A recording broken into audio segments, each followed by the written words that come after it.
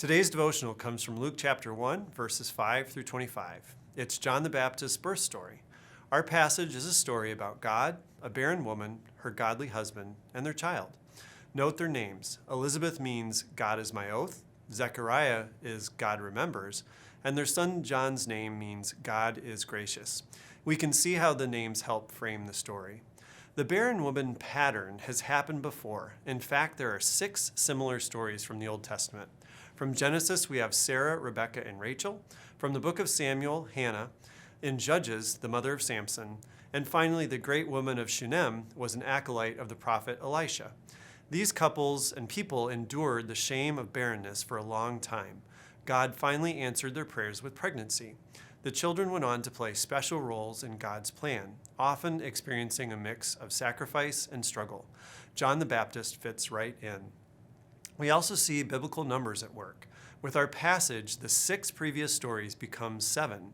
The number 6 has a long history of multiple biblical meanings. It can relate to human weakness, and 6 is the dreaded number of the beast. But interestingly, it could also be a foreshadow to answer of prayer, since it is only one number away from 7. 7 is the number of God's completion, perfection, Sabbath, and ultimate oath fulfillment. This fits today's verse as our story connects to Jesus. Let's pick up the passage in verse 11, where Zechariah the priest is in the tabernacle.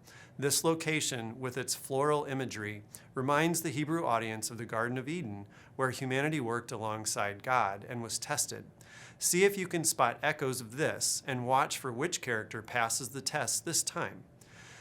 And there appeared to him an angel of the Lord, and Zechariah was troubled when he saw him, and fear fell upon him. But the angel said to him, "Do not be afraid, Zechariah, for your prayer has been heard, and your wife Elizabeth will bear you a son, and you shall call his name John. And you will have joy and gladness, and many will rejoice at his birth." And Zechariah said to the angel, "How shall I know this? For I am an old man, and my wife is advanced in years." And the angel answered him, "I am Gabriel. I stand in the presence of God, and was sent to speak to you and bring you this good news. And behold, you will be silent and unable to speak until the day that these things take place, because you did not believe my words, which will be fulfilled in their time."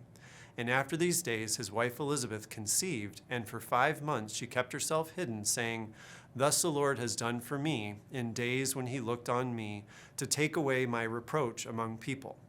So how can we apply this to our modern lives?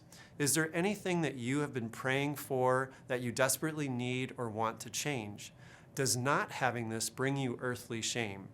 Are you ready for the Holy Father to give you what you want? How will you react? Will it be in disbelief like Zechariah, or with an accepting heart like Elizabeth? Let's close in prayer. Abba, Father, you are the light of love in the world, and just as we drink in the sun on our face and skin, we welcome your glory into the deepest recesses of our hearts. Make us ready, Lord, for our prayers to be answered, but also grow our patience and trust as we wait on you. Your thoughts are higher than our thoughts, and your love is far greater than any worldly shame. While we wait, turn our focus from the dark to your light. We thank you for your gracious gift of our good shepherd, your Son, Jesus. We strive to follow him on the path for your loving presence. We bring ourselves before you today in his name. We love you, Abba. Thank you for hearing us. Amen.